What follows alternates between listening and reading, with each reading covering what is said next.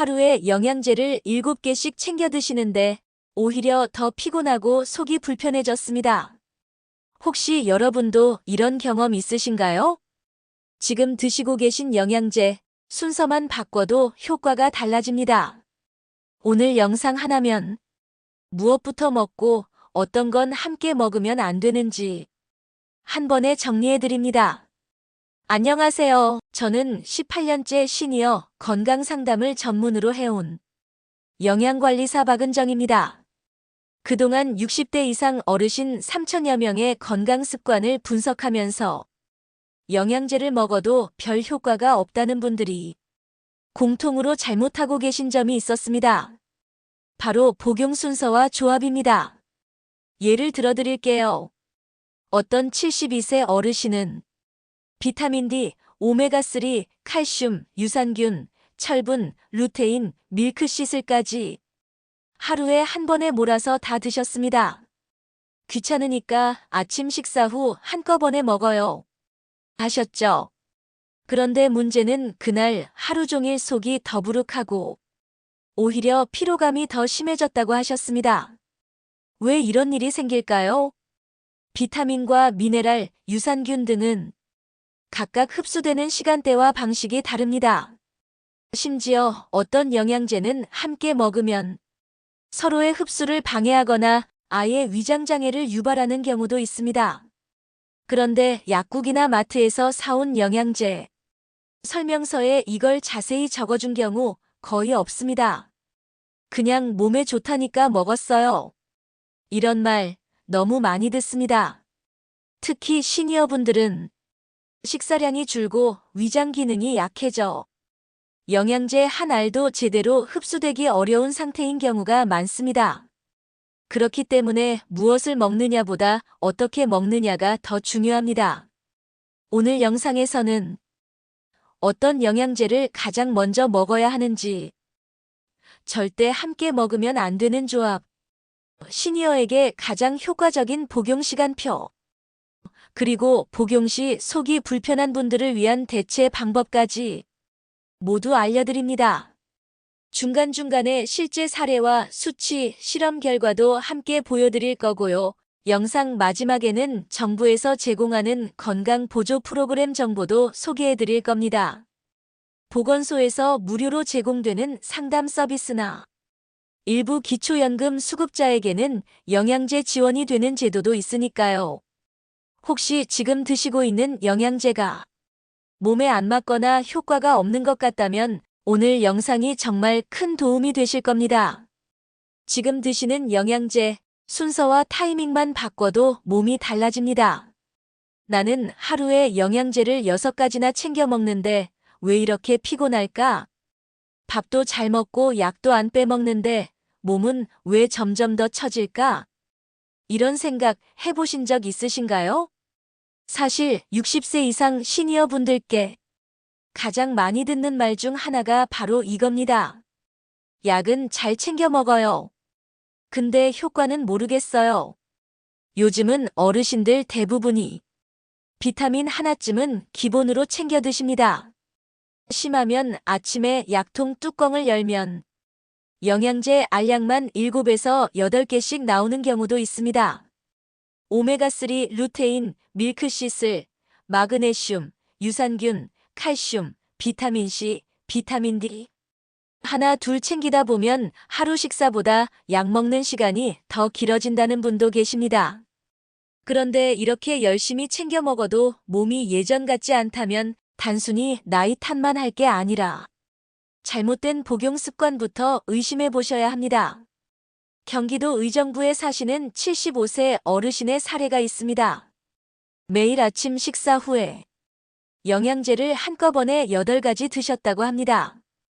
그 중에는 철분제도 있었고 유산균도 있었습니다. 그런데 식사만 하면 속이 더부룩하고 하루 종일 졸리고 눈도 침침해서 이게 노화인가 보다 하고 넘기셨다고 해요. 하지만 병원 검진에선 특별한 이상이 없었습니다.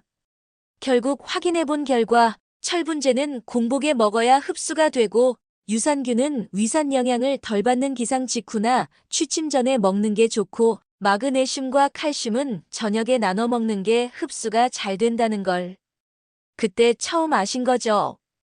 우리가 영양제를 약처럼 생각하고 있지만 사실은 음식처럼 섭취 타이밍과 조합이 중요합니다.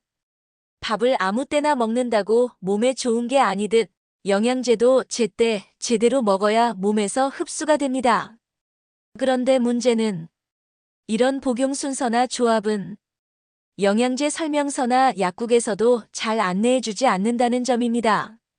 칼슘과 마그네슘을 동시에 먹으면 흡수율이 떨어지고 유산균과 항생제를 같이 먹으면 유산균 효과가 사라지고 비타민 D와 오메가3를 같이 먹으면 흡수율이 높아진다는 것처럼 같이 먹어야 좋은 조합과 절대 같이 먹으면 안 되는 조합이 있는데 대부분은 그냥 한 번에 몰아서 드십니다.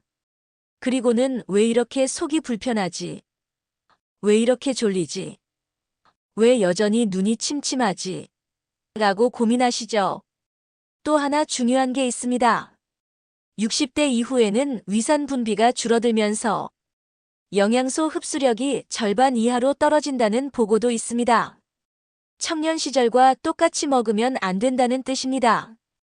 위장 기능이 약해졌다면 흡수율을 높이는 순서와 분할 복용이 필수입니다. 특히 여름철처럼 식사량이 줄고 체력도 떨어지는 시기엔 효율적인 영양 섭취가 무엇보다 중요합니다. 혹시 지금 영양제를 2가지 이상 드시고 계신다면 지금 이 영상을 통해 가장 효과적인 복용 순서와 함께 먹으면 안 되는 조합부터 꼭 확인해 보셔야 합니다. 핵심 1. 무조건 다 챙겨 먹는다고 좋은 게 아닙니다. 가장 먼저 필요한 영양소는 많은 분들이 이런 말씀을 하십니다. 아무래도 나이 드니까 하나라도 빠지면 안 될 것 같아서 비타민, 오메가3, 유산균, 밀크시슬까지 다 먹어요. 그 마음 정말 이해합니다. 저도 현장에서 건강 상담을 하다 보면 먹는 양은 많은데 정작 효과는 잘 모르겠다는 어르신들을 자주 만나게 됩니다. 문제는 무조건 많이 먹는다고 효과가 좋은 게 아니라는 점입니다.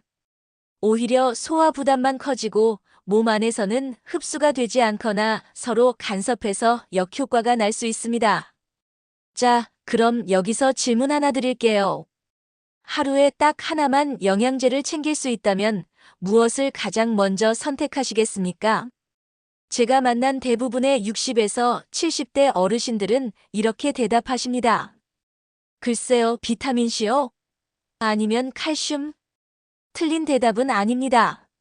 하지만 시니어에게 가장 먼저 필요한 영양소는 바로 비타민 D입니다. 왜 비타민 D일까요? 첫째, 우리나라 65세 이상 어르신의 72%가 비타민 D 결핍 상태라는 조사 결과가 있습니다. 햇볕을 쬐면 몸에서 합성된다고는 하지만 요즘처럼 외출이 줄고 활동량이 적은 노년기에는 자연 합성이 거의 어렵습니다. 특히 아파트 거주, 외출 회피, 무릎이나 허리 통증 등으로 외부 활동이 줄어든 분일수록 심각하게 부족할 확률이 높습니다. 둘째, 비타민 D는 단순한 뼈 건강 영양소가 아닙니다. 근육 유지, 면역력, 당뇨 예방, 치매 예방, 우울증 완화까지 폭넓은 기능을 합니다. 하버드 의대 연구에 따르면 비타민 D 수치가 낮은 고령층은 낙상 위험이 2.4배, 골절 위험이 3배까지 높아진다고 나와 있습니다. 그야말로 건강의 근본을 지키는 영양소인 셈이죠. 셋째, 음식으로 채우기 어렵습니다. 우유, 달걀, 연어 등에도 포함되어 있지만 그 양이 너무 적습니다. 예를 들어 계란을 하루 5개씩 먹어도 하루 권장량의 절반도 안 됩니다. 그래서 영양제로 꼭 추가 보충이 필요합니다. 넷째, 많은 분들이 비타민 D는 여름엔 안 먹어도 되죠? 라고 묻는데 절대 그렇지 않습니다. 유리창을 사이에 두고 햇볕을 쬐면 비타민 D는 거의 합성되지 않습니다. 또한 자외선 차단제를 바르면 피부에서 비타민 D 합성이 차단됩니다. 즉, 여름에도 결핍은 충분히 발생할 수 있습니다. 그럼 어느 정도 복용해야 할까요? 보통 65세 이상 성인의 경우 하루 800에서 1000IU를 기본으로 섭취하되 의사 상담 후 혈액 검사를 통해 2000IU까지 늘릴 수도 있습니다. 단, 여기서 중요한 건 지속성입니다. 하루 이틀 먹고 말 것이 아니라 3개월 이상 꾸준히 복용해야 혈중 농도가 안정적으로 유지되고 효과가 나타납니다. 이쯤에서 여러분께 질문 드릴게요. 혹시 최근에 비타민 D 수치를 체크해 보신 적 있으신가요? 아니면 드시고 계신다면 용량은 얼마나 되시나요? 댓글로 남겨주시면 제가 평균 수치와 비교해 설명도 드리고 복용 순서나 제품 선택 기준도 안내해 드릴 수 있습니다. 정리하자면 비타민 D는 많은 어르신들이 심각하게 부족하지만 잘 모르고 지나치는 대표 영양소입니다. 효과는 많고 가격도 저렴하며 먹는 방법도 간단합니다. 그러니 어떤 영양제를 먹어야 할지 막막하셨다면 가장 먼저 챙겨야 할 건 비타민 D입니다. 이후에 칼슘, 오메가3, 유산균 등으로 확장하는 것이 좋습니다. 영양제는 단순히 좋다는 이유로 먹는 게 아니라 부족한 것부터 흡수가 잘 되는 순서로 제대로 먹는 것이 중요합니다. 이어서 다음 파트에서는 영양제를 먹는 순서, 즉 흡수에 가장 영향을 미치는 조합과 시간대를 알려드릴게요. 바로 이어지는 내용 꼭 함께 보시기 바랍니다. 핵심이 영양제도 먹는 순서가 따로 있다. 아무렇게나 먹으면 효과는 반토막. 많은 어르신들이 이렇게 말씀하십니다. 나는 비타민C도 먹고 칼슘도 먹고 유산균도 먹어요. 근데 뭐가 좋은지는 잘 모르겠어요. 실제로 복용하는 건 많은데 정작 효과를 못 느끼는 경우가 정말 많습니다. 왜 그럴까요? 바로 영양제를 먹는 순서와 조합이 엉켜있기 때문입니다. 우리가 밥 먹을 때도 반찬 먼저 먹고 국물 마시고 디저트 먹는 순서가 있잖아요. 영양제도 마찬가지입니다. 아무 순서 없이 한꺼번에 우르르 삼키면 일부는 흡수되지 않고 서로 간섭해서 버려지기도 합니다. 오늘은 그 순서를 아주 쉽게 누구나 이해할 수 있게 정리해드리겠습니다. 자, 먼저 비유 하나 드려볼게요. 영양제는 마치 학교 수업과도 같습니다. 아무리 좋은 선생님이 많아도 수업 순서를 엉망으로 짜면 아이가 혼란스럽겠죠? 국어 수업 끝나자마자 수학 시험 보고 다시 체육복도 없이 체육 가고 점심도 없이 영어 수업 가면 머릿속이 엉망이 됩니다. 우리 몸도 마찬가지입니다. 비타민C 바로 다음에 철분을 먹는다든지 칼슘이랑 마그네슘을 같이 먹는다든지 이런 건 몸에 혼란을 줍니다. 그럼 이제 영양제의 이상적인 복용 순서 하루 기준으로 정리해 드릴게요. 아침 공복 유산균 단독 섭취. 공복엔 유산균만 드셔야 합니다. 왜냐하면 유산균은 위산에 약하기 때문에 음식이나 다른 영양소와 같이 들어가면 위에서 죽어버릴 확률이 높습니다. 그러니 꼭 기상 직후 빈속에 유산균 단독으로 드세요. 그리고 30분 정도 지난 후 아침 식사를 하시는 게 좋습니다. 아침 식사와 함께 종합 비타민, 비타민 D, 오메가3. 아침을 드시면서 함께 먹어야 흡수가 잘 되는 영양소가 있습니다. 대표적으로 비타민 D와 오메가3. 이들은 지용성 영양소, 즉 기름에 녹아야 흡수되는 성질을 가졌습니다. 그래서 식사와 함께 먹어야 흡수율이 높아집니다. 여기서 팁 하나 더 드리면 오메가3는 저녁보다는 아침에 드시는 게 좋습니다. 왜냐하면 공복에 먹으면 속이 메스꺼울 수 있고 또 혈류 순환 효과가 있어 하루를 활력 있게 시작하는 데 도움이 됩니다. 종합 비타민도 아침 식사 중 복용하면 흡수율이 좋고 하루의 활력을 돕습니다. 점심 이후 철분, 비타민C 따로 분리 복용. 철분은 복용이 까다로운 영양제입니다. 칼슘과 함께 먹으면 흡수율이 떨어지고 비타민C와 먹으면 흡수율이 높아집니다.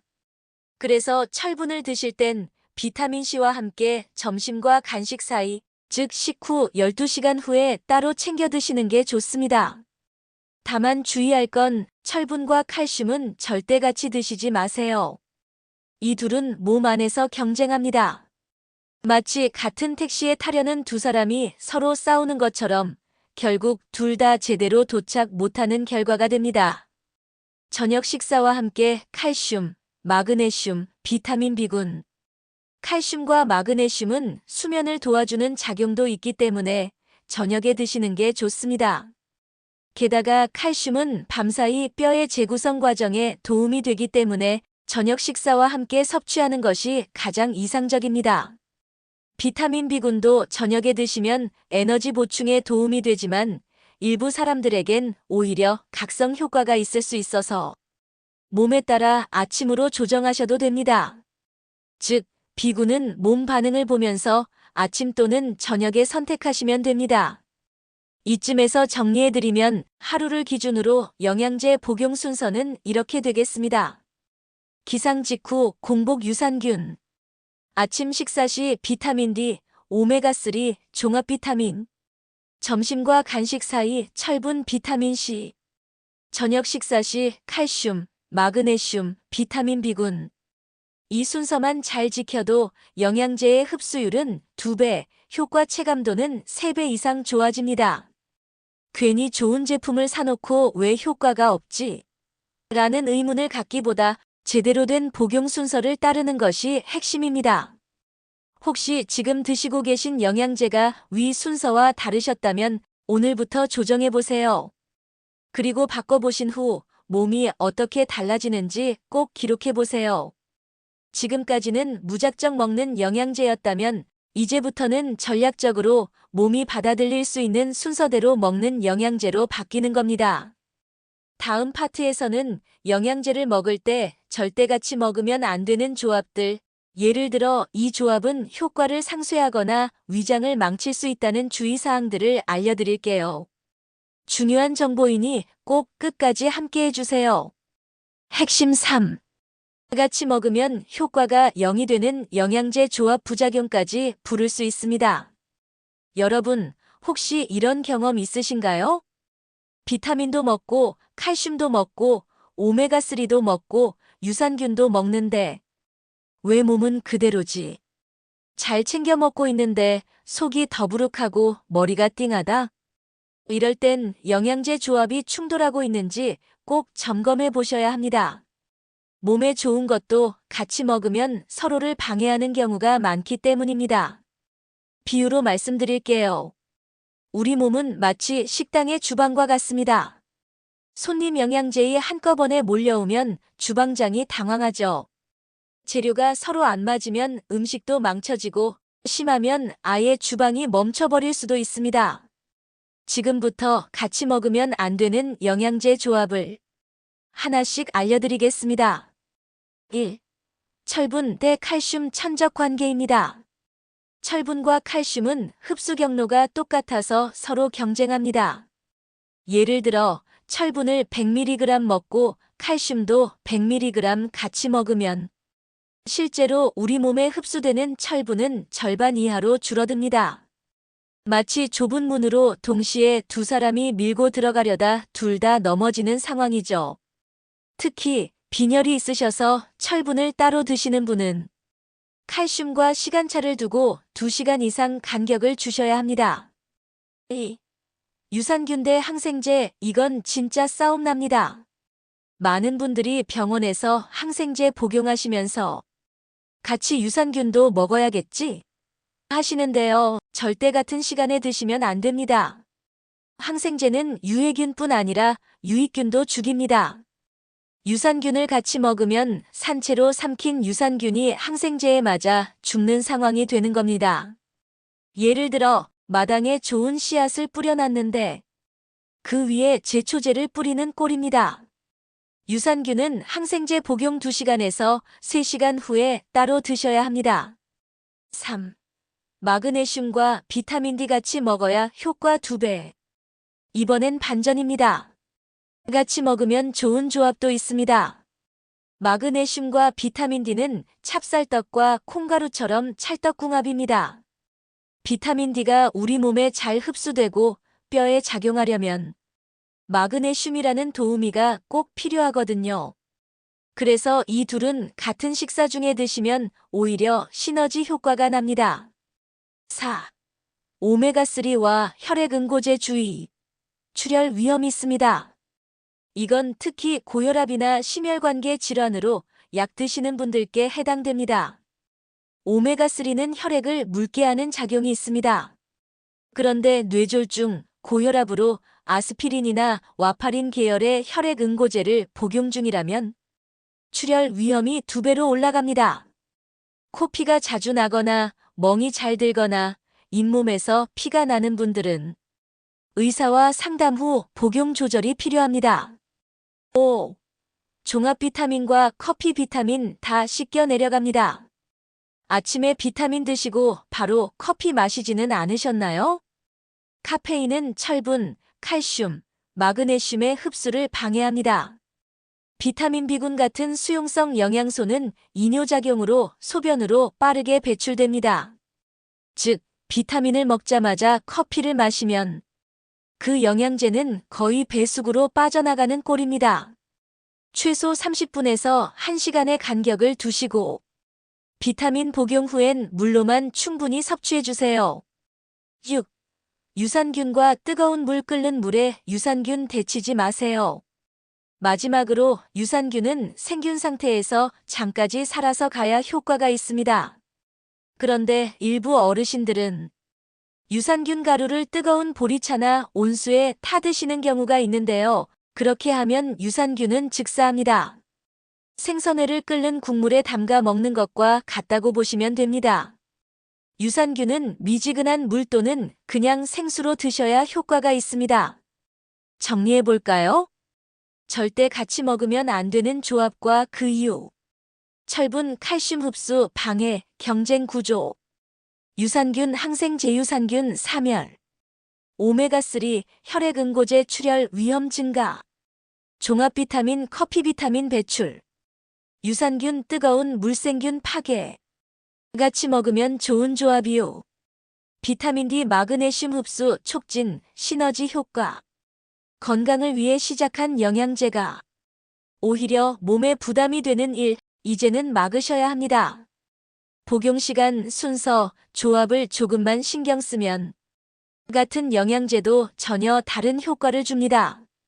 지금까지 어떤 영양제를 먹어야 할까? 부터 먹는 순서와 같이 먹으면 안 되는 조합까지 자세히 알아봤습니다. 그럼 이제 정리해 보겠습니다. 오늘 영상에서 꼭 기억해야 할 3가지만 추려드립니다.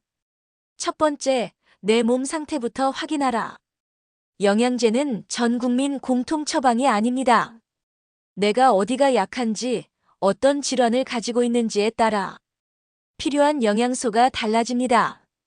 예를 들어 뼈가 약하신 분 칼슘 비타민 D, 잦은 피로 마그네슘 비타민 B군, 혈액순환 문제 오메가3, 장 건강 문제 유산균. 이처럼 모두에게 좋다는 말은 없습니다. 건강검진 결과표를 한번 꺼내보세요. 수치만 봐도 지금 나에게 꼭 필요한 영양제가 무엇인지 힌트를 얻을 수 있습니다. 두 번째, 시간과 순서를 지켜야 효과가 배가 됩니다. 아무리 좋은 영양제라도 아침에 커피랑 같이 밤에 공복에 철분을 먹는 시기라면 흡수율이 뚝 떨어집니다. 기억하기 쉽게 요약해 드릴게요. 유산균 아침 공복, 미지근한 물. 오메가3 점심 식후. 칼슘 저녁 식후. 철분 아침 공복단, 칼슘과는 간격 2시간. 종합 비타민 아침 식사 직후 커피는 안 됨. 비타민 D와 마그네슘 함께 복용, 식후.